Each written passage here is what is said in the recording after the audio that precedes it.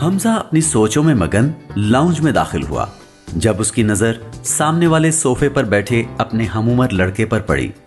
उसको देखते ही उसके चेहरे पर नागवारी फैल गई। वो आगे बढ़ा और कदरे तुर्श लहजे में बोला, तुम मेरे सोफे पर क्यों बैठे हो? उठो यहां से, तुम्हारे कपड़े गंदे हैं, तुम मेरा सोफा भी गंदा कर दोगे। अगर तुम्हें बैठना है तो नीचे बैठो। हमजा की बात सुनकर वो लड़का शर्मिंदा हो गया। वो फौरन ही सोफे से उठा और बाहर चला गया। इतने में हमजा की अम्मी हाथ में जूस का ग्लास पकड़े लाउंज में दाखिल हुई और खाली सोफे की तरफ देखकर उन्होंने हमजा से पूछा, हमजा बेटा, अभी उमर यहाँ बैठा था, कहाँ चला गया? मैं उसके लिए जूस लाई थी। हमजा ने लापरवाही से जवाब दिया, वो हमारे इस नए सोफे पर बैठा था, मैंने उसको नीचे बैठने का कहा तो वो बाहर चला गया। हमजा की बात सुनकर उसकी अम्मी हैरान रह गईं। उन्होंने कहा, आपने उसे सोफे से उठने का क्यों कहा?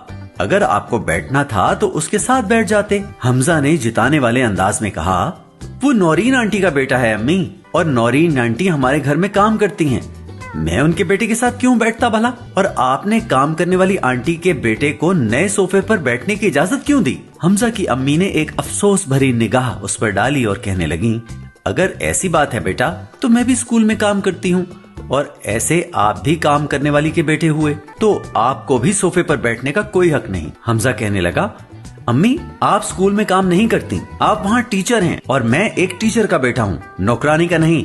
अम्मी कहने लगी, मेरे बेटे एक बात याद रखना, हर काम ख्वाह वो स्कूल में पढ़ने का हो या घर में करने का, वो मोतबिर होता है, और हर वो शख्स अजीम होता है जो खुद कमाकर अपने घर को हलाल रोजी खिलाए। हर शख्स बराबर की इज्जत का हकदार है, ख्वाह वो किसी भी तबके से ताल्लुक रखता है। सब अल्लाह के बंदे हैं और सब बराबर हैं।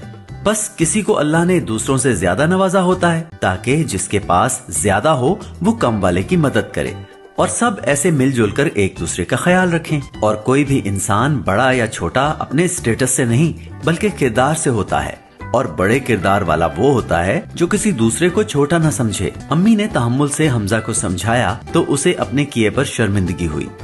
उसने अम्मी के हाथ से जूस का ग्लास लिया और बाहर जाकर खुद उमर को दे दिया और उससे अपनी बद अखलाकी के लिए माफी भी मांगी। उमर ने उसे दिल से माफ कर दिया और वो दोनों अच्छे दोस्त बन गए।